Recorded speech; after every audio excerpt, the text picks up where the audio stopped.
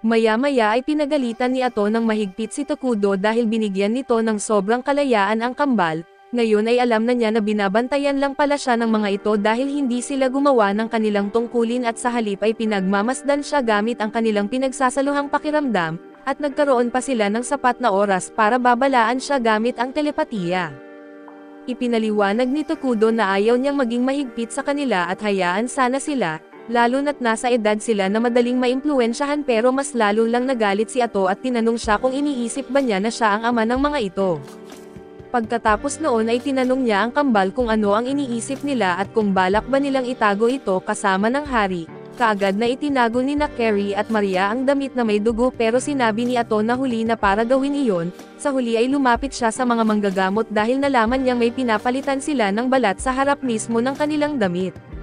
Subalit ang tatlong ito ay nagdiwang pa dahil isang hakbang na silang mas malapit sa pagiging tao, kaya't pinatahimik sila ni Ato ng galit at samantala ay binanggit ni Tokudo na mukhang masamang impluwensya ang mga kumakain ng utak. Pero itinuro ni Ato na ang kambal mismo ang nag-utos sa tatlong iyon. Ipinapaalala rin niya na pinadala niya ang mga ito na may bilin na kumilos ng maayos, pero napakasama ng kinalabasan at dahil dito ay walang sino man ang aalis dito hanggat hindi sila nakakapagsulat ng isang pagninilay, na tinanggap naman nilang 6 nang walang reklamo.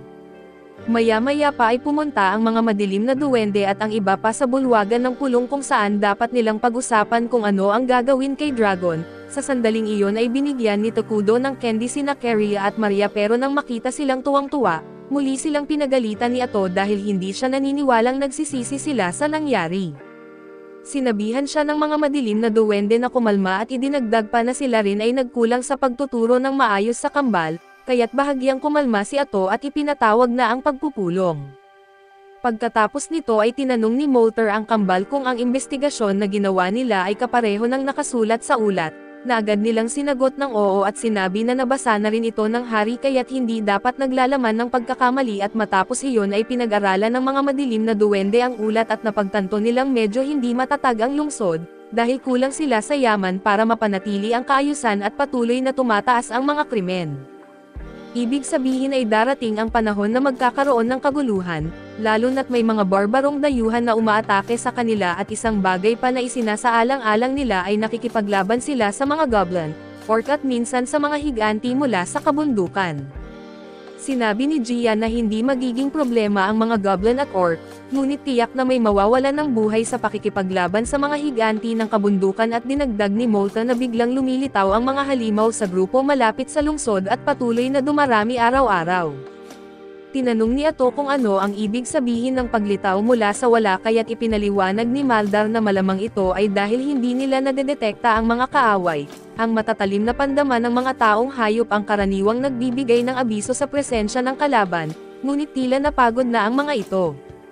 Sa madaling salita, kung wala silang gagawin tungkol dito ay tiyak na babagsak ang Dragon Tan sa paglipas ng panahon, kaya't dapat magpadala ng hukbo sa lalong madaling panahon, at sang-ayon dito si M, ngunit naniniwala siyang hindi dapat hatiin ang kanilang puwersa, dahil kung ipapadala nila ang ilan para tumulong sa depensa na magiging pabigat ito sa konstruksyon at agrikultura ng Minagra. Habang iniisip pa ito ay ipinabatid niya na siya mismo ay sasali sa operasyon, kaya't gusto niyang isaalang-alang nila iyon. Naiintindihan ni Molter kung bakit gagawin iyon dahil sa katunayan ay kaya nitong magnakaw ng mga kakayahan. Naniniwala si Ato na kahit mahihina ang mga barbarong iyon, posible pa rin na makakuha sila ng ilang kapaki-pakinabang na kakayahan. Isang ideya na nakikita ni Tokudo bilang napakagandang mungkahi, at sa puntong iyon, iminungkahi ni Molter na kailangan nilang magkaroon ng mga kasamahan at pumayag siyang tanggapin ang bagay na ito. Sinabi ni Ato na maaari silang mga siwa sa pakikipag-usap at koordinasyon, ngunit naniniwala siyang kailangan pa nila ng mas maraming tao. Dahil dito ay sinabi ni Molter na dadalhin niya ang kanyang mga alagad, dahil kaya na nilang pumatay ng mga goblin gamit ang kanilang mahika, at dahil patuloy na nag-aalala si M sa mga depensa ng kaharian, ipinaalam ni Tokudo na ang bayani na si Isla ang magiging pangunahing sandigan ng proteksyon ng Minagra, dahil halos tapos na ang paglikha sa kanya. Naniniwala ang mga madilim na duwende na matatapos siya sa tamang oras, dahil nagawang makita ni Tokudo na mangyayari ang sitwasyong ito kay Dragon Tan, kaya't pinuri nila siya sa kanyang malinaw na pananaw sa hinaharap. Sumang-ayon si Tokudo nang walang sinasabi. Dahil bagamat totoo na natapos ito sa tamang panahon, sa katotohanan ay isang simpleng pagkakataon lamang iyon, ngunit alam niya na minsan kailangan talagang magpanggap na may ganoong kapangyarihan at naisip din niya na tama ang desisyon niyang isama ang mga madilim na duwende sa mga pagpupulong, dahil iba ito kaysa noong siya lang ang kailangang mag-isip ng lahat. Dahil dito habang namamahala siya ng isang tunay na kabihasnan, naging napakahalaga ng kanilang mga ambag kaya naman sinabi niya sa lahat na perpekto ang kanilang mga plano at binati sila sa kanilang mga pagsisikap, bagay na ipinagpasalamat nila ng buong pagmalaki.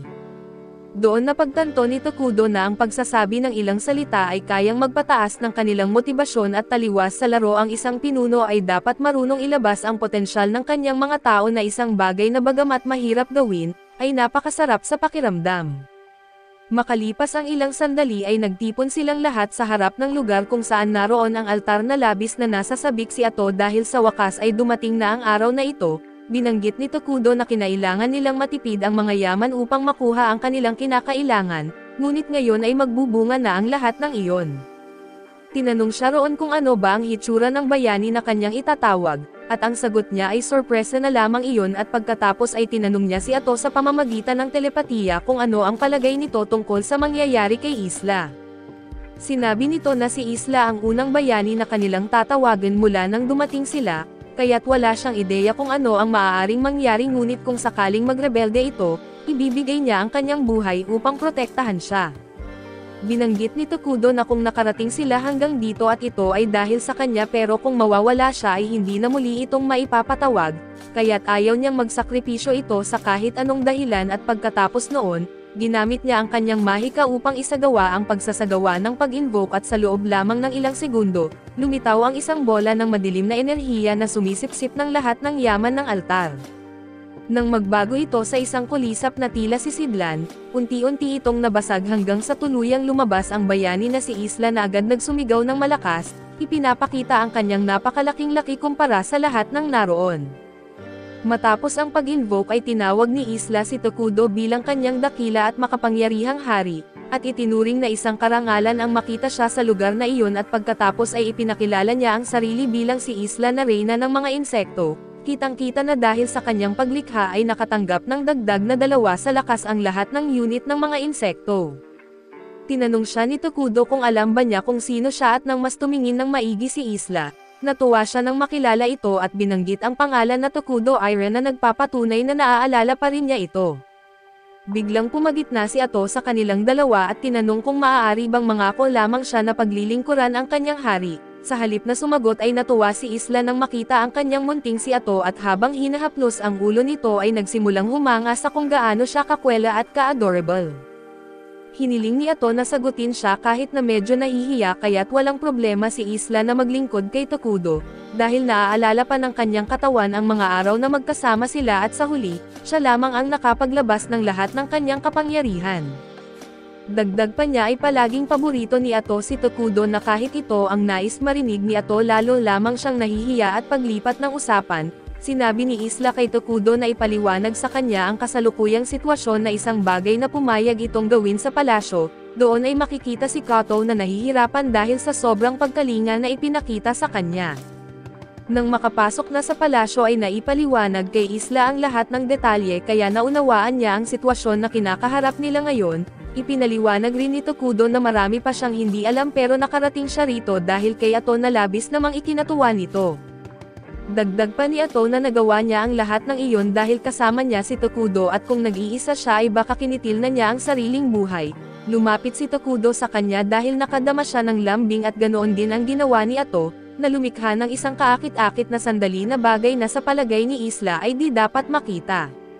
Pagbabalik sa pangunahing usapan, binanggit niya sa dalawa na naiintindihan niya ang estratehiyang kanilang binuo, at dahil doon ay pumapayag siyang protektahan ang bansang mapayapang ito sa mga lupain na hindi pa kilala, at bilang siya ang bayani ng depensa ay ipinapalagay niyang ang bayani ng pag-atake ang siyang gigiba sa mga barbaro sa Dragontan. Biglang nalungkot si Ato dahil bagamat alam niyang siya ang dapat ipadala, mamimiss niya ng husto si Tokudo, at sinabi rin nito na siya ay mamimiss niya, pero wala silang ibang pagpipilian dahil siya lamang ang kayang gumanap ng tungkuling iyon. Dahil dito ay mas lalo siyang nag-aalala dahil sa pagkawala ni Tokudo sa kanyang tabi, pakiramdam niya ay hindi siya makakayang makipag-usap sa mga madilim na duwende. Sinabi ni Ato na magkasama na silang dalawa mula nang dumating sila sa mundong ito at ngayon ay magkakahiwalay sila, upang pagkatapos ay mayayakap siya ng may kirot. Muli ay iniisip ni Isla na hindi niya dapat makita ito dahil sobra na silang sweet sa isa't isa at maya-maya, nagtipon si Ato kasama ang kanyang puwersa ng pag-atake sa labas ng kaharian, at doon ay nahirapan siyang magpaalam kay Tokudo at sa iba pa. Pagkaalis nila ay sinabi ni Isla na oras na para simulan ang kanyang trabaho at determinado siyang gawin ang lahat upang mag-enjoy si Tokudo sa bagong larong ito.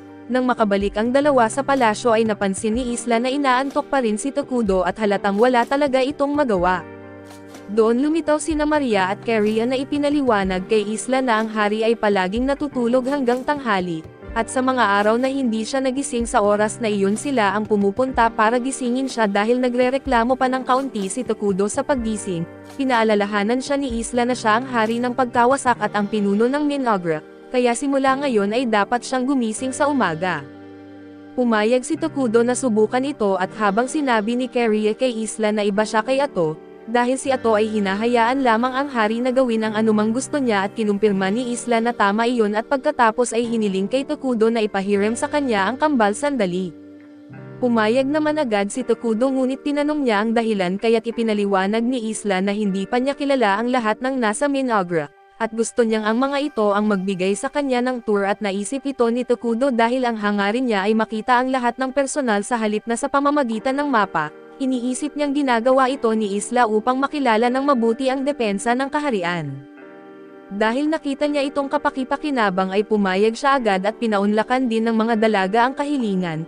Natuwa si Isla sa kabaitan ng mga ito at ipinaalala naman ni Tokudo sa kanya na darating na ang kanyang mga tagapayo upang humingi ng kanyang pag-aproba, kaya gusto niyang maging responsable siya. Pagdating ni Emi sa bulwagan ay nagpaalam na si Isla at umalis kasama ang kambal. Doon iginiit ni Emi kay Tokudo na pumunta siya roon upang ipakita sa kanya at humingi ng pag-aproba sa bagong pamamahagi ng mga gawain. Nabahala si Tokudo dahil iyon ang unang pagkakataon na nakikipag-usap siya ng mag-isa sa isang tao na hindi si Ato at dahil nanahimik siya, tinanong siya ni Emi kung may problema ba sa mungkahi. Medyo kinakabahan at sumagot siya na wala at na perpekto ang lahat, ngunit simula sa susunod na linggo ay dapat bawasan ang mga manggagawa sa pangungulekta upang mailipat sila sa ibang gawain. Ipinaalam naman ni Emi na matapos ang paglikha sa bayani ay inaayos nila ang kanilang kinokolekta, at pumayag siyang sundin ang kanyang utos at naramdaman ni Tokudo ang pagod dahil sa pakikisalamuha at lalo pang bumibigat ang kanyang loob nang dumating si Gia upang humingi rin ng kanyang pag-aproba para sa isa pang bagay, subalit nanatili siyang matatag dahil nais niyang gampanan ang kanyang tungkulin. Samantala kasama ni Isla ay hiniling niya sa kambal na ipaliwanag sa kanya ang tungkol sa mga pasilidad. Itinuro ni Carrie ang tanggapan ng gobyerno kung saan nagsusumite ng mga dokumento ang mga tao at kung saan isinusulat ang mga ulat. Biglang may dumaan na tumatakbo sa lugar na iyon kaya't tinanong ni Isla kung ayos lang ba siya. Ipinaliwanag nito na muli na namang sinira ni Gia ang kagamitang pandigma at dahil hindi iyon ang unang beses na nangyari, malapit na niyang alisin ang pondo nito at hinahaplos ni Isla ang ulo niya upang mapakalma siya at nangako rin na pag-alitan pagkatapos ang pinuno ng mga mandirigma, na agad namang nagpaangat ng loob ni Emi. Matapos magpasalamat ay hiniling nito na bigyan siya ng payo tungkol sa susunod na gusali. Pumayag si Isla ng walang alinlangan at maya-maya ay pinagmamasdan ni Isla ang mga madilim na duwende habang nagsasanay sa lugar ng ensayo. Nakasama rin dito ang kambal na abala sa kanilang pagsasanay at biglang lumitaw si Gia at sinabihan silang lahat na nanghihina sila. Sabay sirang lahat ng kahoy na espada ng mga naroon sa napakatingkad na paraan at pagkatapos noon, tinanong niya kung sa ganitong mababang antas ba nila magagawang protektahan ang hari. Bago pa siya makapagsalita ulit ay pinutol siya ni Isla at pinayuhan na dapat niyang alagaan ng mabuti ang kagamitan na mayroon sila. Humingi ng paumanhin si Gia dahil medyo nailang siya at ipinaliwanag na nangyayari ito dahil sobra siyang nadadala ng emosyon. Hinaplos ni Isla ang kanyang ulo at binanggit na ang makakalimutan kung sino siya ay patunay na isa pa rin siyang bata, at kung nais niyang protektahan ang hari ay dapat siyang kumilos ng may kapanatagan. Hiniling ni Ato na huwag niya iyong gawin dahil masisira ang kanyang autoridad ngunit nanatili pa rin siyang tahimik at hinayaan na haplasan siya. Ilang segundo pagkatapos ay nakarinig sila ng ingay at sinabi ng kambal kay Isla na oras na ng hapunan. Pagdating nila sa lugar na itinuro ay ipinaliwanag ng mga ito na pantay-pantay nilang hinahati ang pagkain upang hindi ito masayang. Doon ay ipinakita nila kay Isla ang plato na gagamitin niya, ngunit mas pinili ni Isla na kumain kasama nila, dahil nais niyang maranasan at maramdaman ang pananaw at damdamin ng mga tao ng kanilang bansa. Samantala ay may ibinulong si Maria kay Carrie at pagkatapos ay umalis silang dalawa. Nang nagtaka si Isla kung saan sila pumunta ay bumalik ang dalawa, dala ang ilang pinggan at napansin ni Isla na nakaukit sa mga pinggan ang kanyang imahe, kaya't labis siyang natuwa sa regalo na iyon at agad na niyakap at pinasaya ang dalawa. Natuwa si Carrie dahil sa wakas ay hinaplos din ang kanilang ulo na isang bagay na matagal na nilang ninanais at pinagseselosan nila sa iba. Tinanggap naman ni Isla ang mga regalo at nangakong iingatan ito sa buong buhay niya, na nagdulot ng isang maganda at masayang sandali para sa lahat. Nang sumapit ang gabi ay nagsagawa ng pag-iikot si Isla at naisip na kung magtanim sila ng mga kawayan malapit sa hangganan, maaari itong magsilbing depensa laban sa mga mananakop, at doon ay nakarinig siya ng umiiyak at nang sumilip sa bintana, nakita niyang ang magkapatid pala ang malungkot. Ipinaliwanag ni Carrie na gising pa siya dahil hindi siya makatulog, habang si Maria naman ay nagising dahil narinig niya itong umiiyak. Mabait na tinanong ni Isla kung may babahagi ba nila ang dahilan kung bakit hindi sila makatulog. Sumagot ang dalawa na iyon ay dahil sa kanilang mga panaginip, kung saan nakikita nilang muli ang masasayang oras at ang mga sandaling kasama pa nila ang kanilang ina. Sinabi ni Carrie na kailangan nilang magpatuloy sa buhay, ngunit napakapanatag at napakaganda ng kanilang mga panaginip, at sa tuwing sila'y nagising, naaalala nilang hindi na muling babalik ang kanilang ina at iyon ang masakit para sa kanila. Kaya tuwing umiiyak ang isa dahil sa kanyang panaginip ay nagising naman ang isa upang samahan siya. Sa kabila nito ay tiniyak nilang mas madalang na nila itong napapanaginipan kaysa dati, at ngayong gabi lang muli nangyari matapos ang mahabang panahon. Nang maunawaan ni Isla ang kanilang sitwasyon, binanggit niya na may naisip siyang ideya at simula ngayon ay matutulog siya kasama ng kambal, upang kapag nagising sila ay mayroon silang kasama isang pangakong handa niyang tuparin. Nagulat ang kambal sa biglaang mungkahi, ngunit nang niyakap sila ni Isla ay nakaramdam sila ng mainit na pakiramdam, na nagpaalala sa kanila ng mga panahong iyon, at mas naging panatag sila kaysa dati, kaya't masuyo silang niyakap at pinatulog ni Isla. Sa pagsapit ng bagong araw ay sinabi ni Isla kay Tokudo na matapos niya itong pag-usapan kay Emi, inirerekomenda niya na ang susunod na ipatatayo ay isang institusyon ng pag-aaral, at pumayag si Tokudo dahil nakita niya itong magandang ideya. At pagkatapos nyon ay saka sila magtanim ng mga kawayan.